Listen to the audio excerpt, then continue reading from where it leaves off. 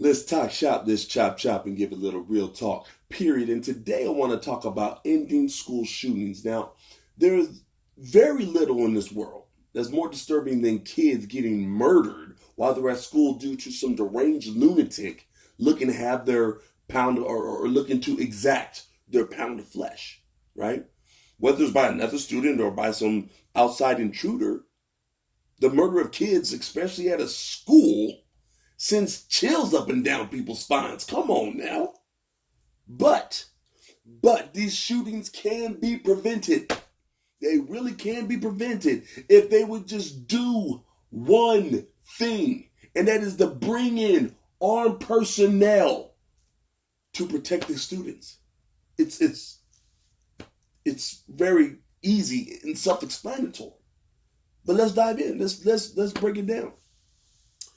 The arming of school personnel, well, not even just the arming of school personnel, at the very least, hiring and arming ex-military and cops, and have them patrol the grounds would be a great benefit to the kids and staff at the school, right? We know that armed guards put people at ease, particularly the people that are being guarded. They feel safe and they feel secure. This is why politicians, this is why wealthy businessmen, dignitaries, movie and music stars, and people like them, they always hire armed security, or they have some type of bodyguard or something of the sort. They hire these people because they know that should anything transpire, like an attack, they'll be well taken care of. So if these politicians, if these businessmen, if these dignitaries, these music and movie stars can have armed security, if they can have bodyguards, if they can have people protecting them, why don't we do the same for our children? Why can't we have armed guards posted at our schools? Why not have ex-military personnel patrolling the grounds of these schools with a visible AR-15 slung around them, right? In a pistol on their hip. For any would-be attacker, you better believe they think twice. That they 3, 4, 5, 6 times and end up going the other direction when it comes to their malicious intent in regards to these schools, in regards to attacking these schools. Right? Because we all know that a visible deterrent is meant to discourage would-be attackers. Right? I mean, okay, let me ask you this.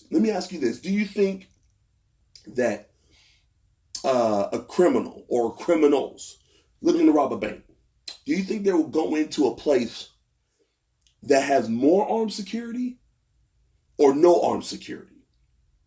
Well, we all know if they went to a place with armed security and something were to pop off, the armed security would descend upon the attackers and likely neutralize a threat, right? So why go to the place where there's armed security when you can go to the place where people are like sheep to the slaughter and they can go in and exact their pound of flesh and get and grab whatever it is that they want and keep it pushing? I mean, why not? There is no visible deterrent as to why I shouldn't do this, as to why I shouldn't carry out this particular plan. So we need to have the same mindset when it comes to these schools, right? Now, take this into consideration. Are we trying to say that banks are more important than schools? Are we trying to say that money is more important than our children? Dollars and dollar bills has more value than our children? Because that's pretty much the message that we're putting out there, right? But what do you think? What do you think? Do you think that we should have armed personnel guarding our schools? Or do you think that our schools should remain gun-free zones?